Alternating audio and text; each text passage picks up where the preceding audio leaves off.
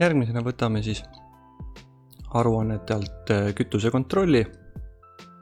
Valime masina, mille kohta me soovime kütust vaadata ja valime näiteks terve kuu intervalli 1. juuni kuni 30. juuni. Vajutame täitma.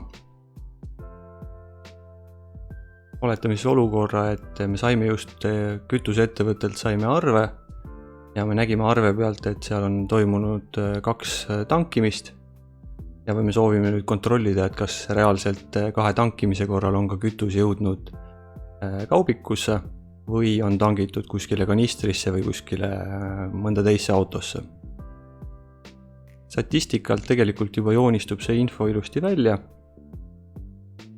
Näeme, et kokku on tangitud 60 liitrit ja tankimisi on kuu jooksul olnud 2 tükki. Järgmise menüü alt näeme mootori töötunnid, aga mis meid huvitab on kütuse lisamised. Nagu näeme, on 2 korda tangitud, üks kord siis 35 liitrit ja teine kord 25 liitrit. Vajutades aruande peal näeme siis täpsemalt ära, kus kohas on tangitud, zoomime sisse. Ja näeme, et Jet-Oilis on võetud 35 liitrit kütust. Ja Pärnu maanteel on võetud 25 liitrit kütust ja ilmselgelt on võetud see siis Nestest. Teine tankimine on olnud Jet-Oilis. Keskmise kulumäära alt näeme ära siis, et kokku on sõidetud 910 kilomeetrit ja keskmine kütuse kulu on olnud selline circa 12 liitrit 100 kilomeetri kohta.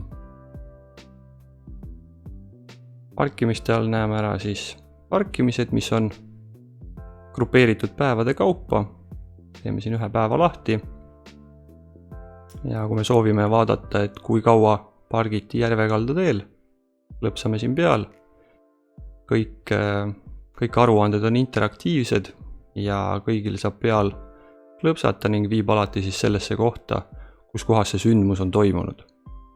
Ja näeme, et Järvekalda teel pargiti siis 47 minutit.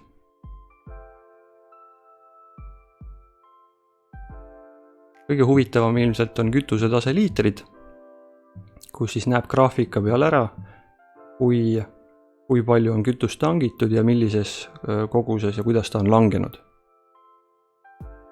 Siit saame võtta piirkonna valiku. Näiteks vaatame siis ühest tankimisest, kui palju on ühe tankimisega sõidetud. Graafiku pealt on näha, kui on kollane taust, siis see tähendab, et mootor töötab. Ja kui on mootor töötanud, siis on täpselt näha, et ilusti 1 liitriste sammudega on ka kütuse tase langenud, mis siis tähendab, et mootor on selle kütuse ära tarbinud.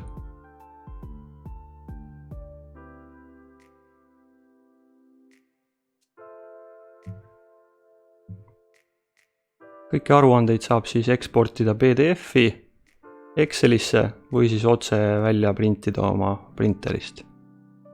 Hea funktsioon on siin kindlasti ka, kus saab salvestada pildifailina. Salvestame siis PNG failina oma arvutisse. Ja koheselt on näha, et me saame selle pildiga siis salvestada kuskile enda failide alla või siis saata kellele seda infot vaja läheb.